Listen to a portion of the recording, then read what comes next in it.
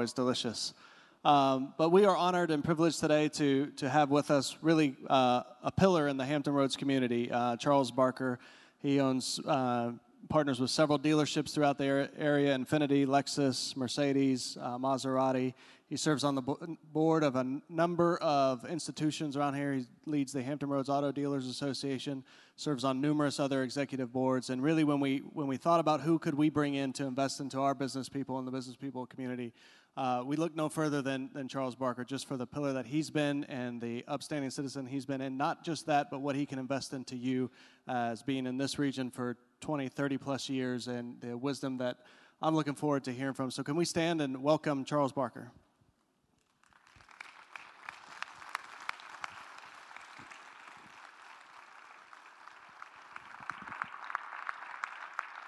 Thank you so much.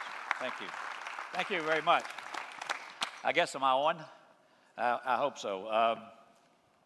Well, it's nice to be here. This is such a positive place, and I had an opportunity one time to come and hear Joe Riddle, who him and I go back a long way, and it was just a wonderful experience to be sitting in the Wave Church and hearing somebody that I met in high school who became our first scholarship recipient at a very young age from Cape Henry Collegiate High School. And Joe has gone on to be just a very successful person in this church and with the youth programs that the Wave Church is involved in. He heads it up, and just a dynamic guy.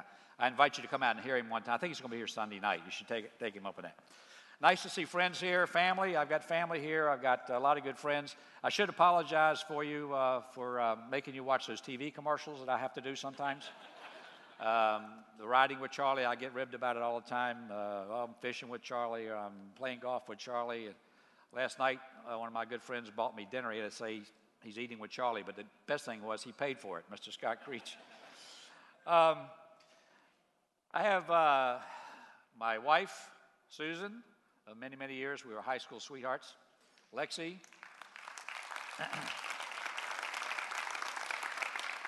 Lexi is my granddaughter. She's two things in one, and my daughter. We've adopted her, and I was going by her room the other day, and I saw this note, and it said, she's a junior in high school, and it's the things I want to tell my grandfather after graduation. One, I was too listening. Two, most everything you told me was true. I got it. Three, you are a lot smarter than me. Money doesn't grow on trees. But when I go to college, would you send some? So, we will. From a personal perspective, I kind of give you a little history about myself. I did grow up here in Norfolk, and I went to Princess Anne High School. I attended several business colleges in the area, attended Old Dominion, never graduated. I do have a PhD, though. It's not, doctor of philosophy. Mine is plenty of hard days. So we put them in. My first job was really with the city of Virginia Beach, way back, and I made a whopping $265 a month, lining football fields and baseball fields and things of that nature. Then I went to work for the railroad as a young person and stayed there a couple years, and I found out very quickly that all they could talk about was railroad retirement. And I was 21. I wasn't even ready to hear about that yet. So I switched jobs again, got in the life insurance business, sold life insurance for quite some time, and I loved it, and it was really, I thought I was going to spend the rest of my life doing that. And then my wife talked me into trying to sell cars at Colonial Chevrolet, who a lot of you know about. And Ashton Lewis, his father is one of the founding Chevrolet dealers in town, is here with us with his son, and we're glad to have them. But Josh Darden was my mentor, and we hit it off real well. And then I just got the passion for what I was doing. And so I'm often asked, so why don't you just sell out now at your age? You've accomplished a lot, and or retire, or whatever you want to do. And I'm reminded of the bank robber Willie Sutton. He was arrested so many times for robbing banks, spent half his adult life in prison, but the last time he was arrested, the officer said, "Willie, why do you keep robbing banks? I don't understand." So he said, "That's where the money is." So that's why I don't sell out. That's why I'm still here. Charles Barker Holdings, this will give you a background. We've got 9 franchises. We have, 15, 16, 17 rooftops. We have an aviation company, CB Aviation, have a marine division, a Lexus 82. We have real estate holdings, I don't know, $35 or $40 million. And why did I tell you this? It's because I started with like $5 in my savings account. It's been a great ride. This year, our estimated sales will top $350 million. at our dealerships, 12,000 cars and trucks at retail and wholesale, 125,000 repair orders, $25,000 worth of part sales. So that's a long way since 1971. And we've survived a lot of things like you have, wars, oil embargoes, strikes, union strikes, the recent historic recession. We came a long way, and change is certain, and we're still here. We're going to see some more changes. There was a sign in a ship's pilot office one time that I'm reminded of that said, "The world doesn't care about the storms you encounter along the way, just whether or not you bring the ship in or not." So all those things, and I know you face them too, you'll face them again, and you have to adjust and figure out how you're going to bring the ship in. Our goal at Charles Barker Automotive has never been to be the biggest, but just to be the best. We have some great people. Some leaders of our company are here today. My leadership team, my partner, Nathan Drury, and without them, we couldn't do anything, but they drive the train. I asked my wife, Susan, one day, I said, "Do you ever think that in your wildest dreams that we would ever come this far in life?" And she said, "No." I said, "What do you mean? You didn't think that I would be successful or that I would take care of you?" She said, "Oh, yeah." She said, "I knew that. I just never thought of you in my wildest dreams."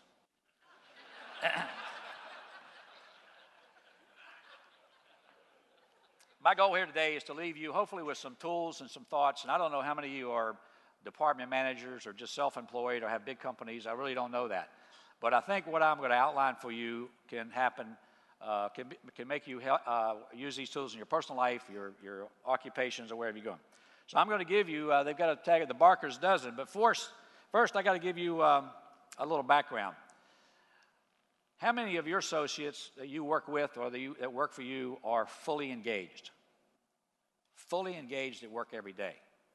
Statistics will say and show that only about 40% of the people are fully engaged. They come to work with work on their mind every day. They're happy. They love their job. They love their peers, and they do the best they can. 40% of the other folks are somewhat engaged.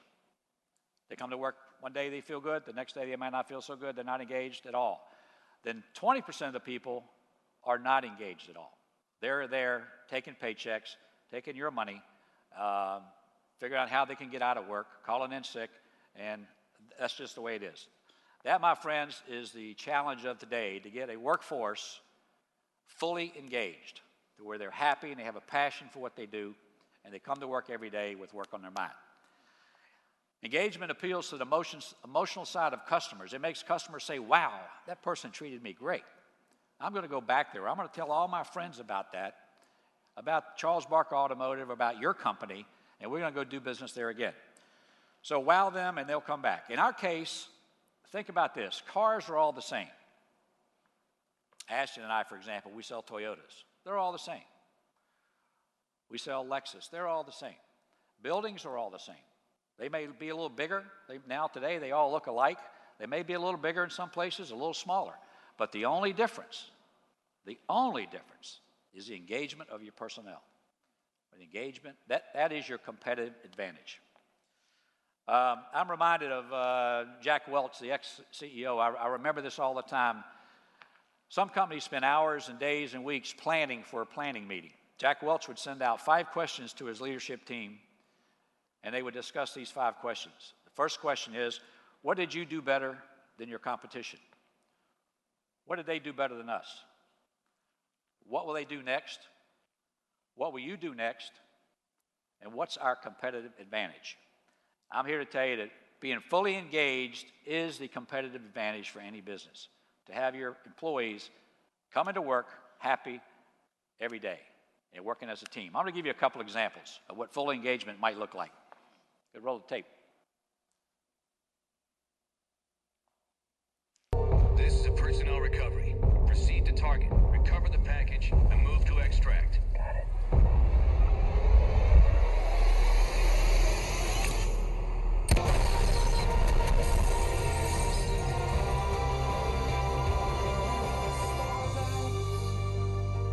I don't see you. There's a brotherhood between us. Oh, you are now. If you're not willing to give up everything, Never again. you've already lost.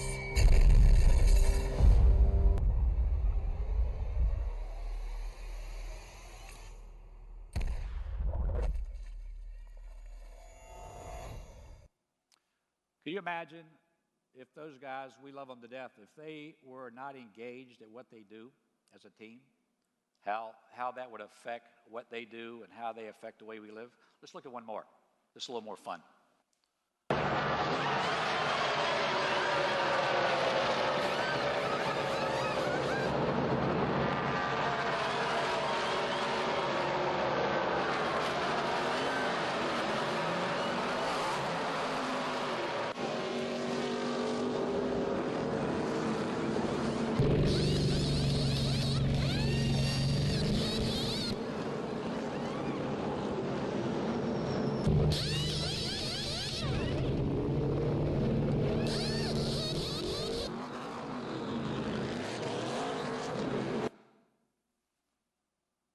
Those were Toyotas, by the way.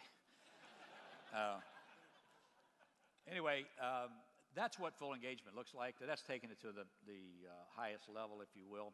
A lot of guys will tell you that the race is won in the pit, but you know those guys have seconds to do their job, get in teamwork effort, and get those cars out of there so they can keep on going. So now for the Barker's Dozen. I don't want to shortchange you. Let me tell you why we call it the Barker's Dozen. Back in the medieval days, bakers were so afraid of getting penalized or sometimes even jailed for selling loaves of bread, and they wouldn't give enough bread. So when that started happening, they started baking 13 loaves instead of 12, so they wouldn't get shortchanged. And that's where the Baker's Dozen came from. So I'm going to give you a Barker's Dozen, and hopefully have you think about moving from being good at what you do or have a good company to being great at what you do. So we'll call them the Barker's Dozen. The first one is you've got to have in any company a core value. I think we got those behind me here. Our core value is building trusting and caring relationships with our customers, with our salespeople, with our entire employee staff. I believe subconsciously people ask themselves three questions: whether they work for you or whether they buy from you. Do you know what you're talking about? Can I trust you, or do you care about me? And they know the difference. They know the difference when you care about them, when you don't care about them. They know the difference when you are lying to them, you're not lying to them. You have to build trusting and caring relationships.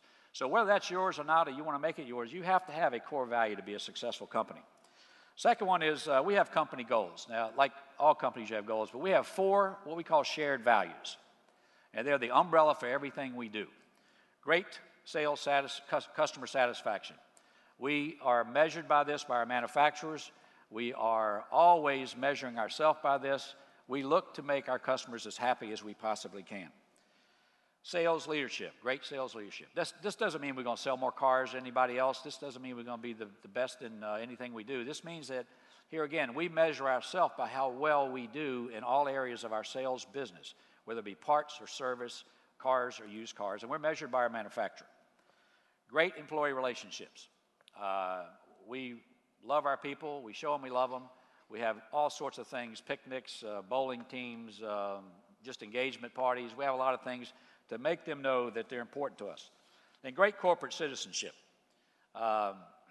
We sort of feel like being in business in Hampton Roads, you have a sort of a civic rent to pay. You really just can't take, you have to give back. We have a foundation that we've had over 20 years now called Champions for Kids, and we choose to focus our energy and money, so to speak, over about 40 different organizations that we give back to the community. So those are our shared values, and our employees know what they are. That's the key. Third one is communicate the vision. Somebody has got to tell everybody where they're going.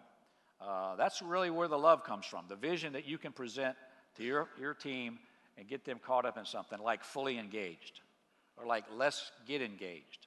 This was one of our themes here, let's get engaged. Now, this might look like a poster to you, but this was a big meeting and had some core things on here that we worked on. But what's more important to me is that these little things right here are signatures of commitment. Those are our people telling us that they're going to buy into this and we're going to get engaged. So communicate the vision. Number 4, surround yourself with great people. Who are you looking for first? You got to know what your profile is. You got to make sure you don't try not to make any mistakes. You know, don't compromise your culture, your ethics, your integrity in your business by hiring the wrong people. So surround yourself with great people, the right people in the right jobs, and to do a great job for you. Number 5, I love, and I got to tell you, I stole this from a Coach Bobby Wilder, but we always used to use the term positive mental attitude, right mental attitude, but he calls it no energy suckers. And I love that because people do suck the energy out of other people if you let them. So in our team, we've decided we're not going to have energy suckers. People want to have pride in what they do. They want to be teammates. They want a sense of belonging. They want to be on a winning team. You cannot have energy suckers. Number 6, MBWA means managed by walking around. You do that by getting out of your chair, out of your desk. You walk around, you talk to people, you listen, you find out what's on their mind, and you'll be amazed at what you'll figure out. Managed by walking around. Number 7 is play. I don't mean country club play or having, goofy things going on. I mean just having a workplace that's fun, that's energetic, and people have a good time. I'll give you one example. There's a Pike's Place fish market in Seattle, Washington. Anybody ever been there? Okay, well, you're going to see how playing is contagious and how it can be fun at work. Let's take a look.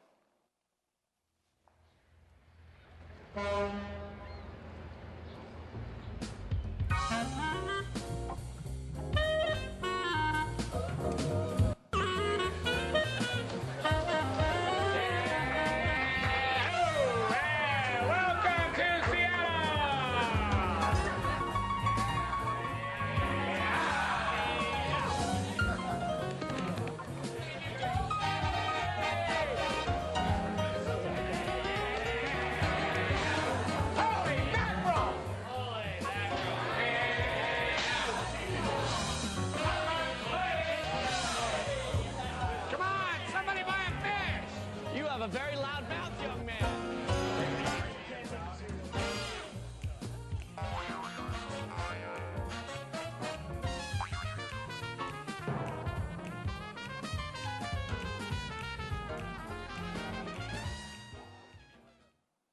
You can see how playing causes people to catch the energy and release the potential. Wouldn't it be a lot better to go to work every day with having fun on your mind and knowing you can do the best job you're going to do it in? Have an environment that is conducive to doing that versus the other way. So play is very, very important. The 8th one is small wins. I love them. This is where the energy comes from. This is where engagement stays in place. It can be as small as a high five, but we do a lot of things with our employees to keep the small wins going. You catch somebody doing a good job, you got to tell them about it. And the more specific you can be, the better it works. For example, if I said to Billy here that he just did a great job with that customer yesterday, nobody could have ever done that. What you did was fantastic. And for that, I'm going to give you a couple dinner tickets, or I'm going to give you a couple baseball tickets, or whatever. Those kind of things that happen daily are much better than the annual awards for Salesman of the Year or Employee of the Year, and we keep that going. It's hard to do it with 500 people, but we keep that going. So small wins. We do, Nathan and I, my partner, we send handwritten notes to people all the time, every month, for anniversaries, not their anniversary with us. And then we also he sends birthday cards on their birthday. So those are kind of small wins too. We also have what we call a Rolex Crown Club with 25-year service. So that's a big win. But I talked to 2 people this week, one of them who's going to get one, both of them are going to get one. And I called one of them and said, I just got to tell you how proud I am to have had you work with me for 25 years. You know what? He was telling me how glad he was to be there for 25 years. He talked more than I did. Then I ran into one of our girls at the cashier's counter, and she was happy that she's going to be there 25 years, said, one of the folks at another car dealership down the street, a friend of mine has been there 33 years, he asked me, he says, is it really true you get Rolex watches? She said, absolutely. I'm getting mine this year. He says, they've never even told me thank you. So there's a big difference between a Rolex watch and a thank you, but there's not a big difference in small wins.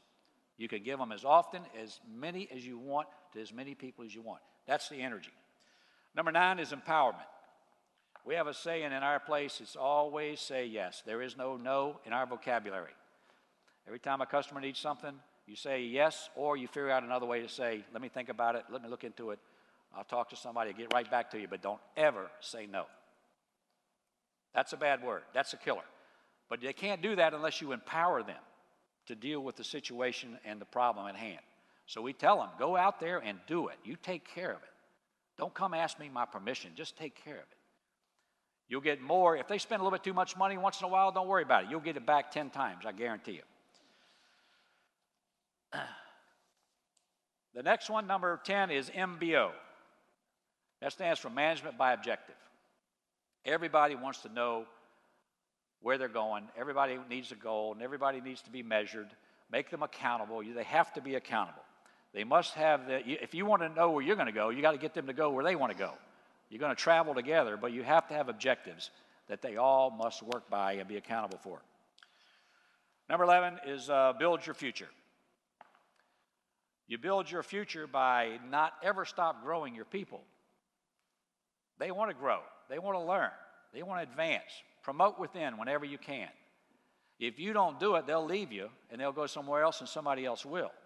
If you've got somebody good, make it work for you. Build your future. You're going to need leaders later on in life. Number 12 is lead with speed. What does that mean? It means make tough decisions quick. They're looking at you. They're watching you. They're going to choose to follow your lead one at a time. But together, they all want you to do the right thing. They want you to be a leader. They want you to take them down the road, give them the vision, and be successful. Their future depends on your leadership and how quick you act on what you need to act on. So you're their insurance policy. They want you to be good. That's 12. That's the Barker's dozen minus one. The last one is a poem I heard about 35 years ago, and I've sort of resonated with me, and I've used it ever since. It goes like this: build a better you. And that's number 13, build a better you. Build a better world, said God, and I answered, how? This is such a vast place, and it's so complicated now. I am so small and helpless, and there's nothing I can do. God, in all his wisdom, said, just build a better you. So, ladies and gentlemen, build a better you. Thank you very much for having me, and I hope I see you riding with Charlie.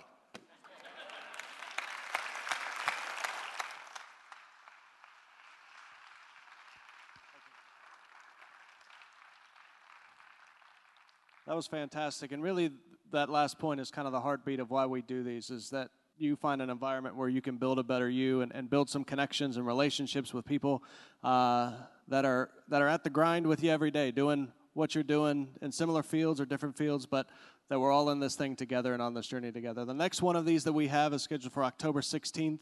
We'll make sure to email a reminder out to everybody to register as we get closer to that date.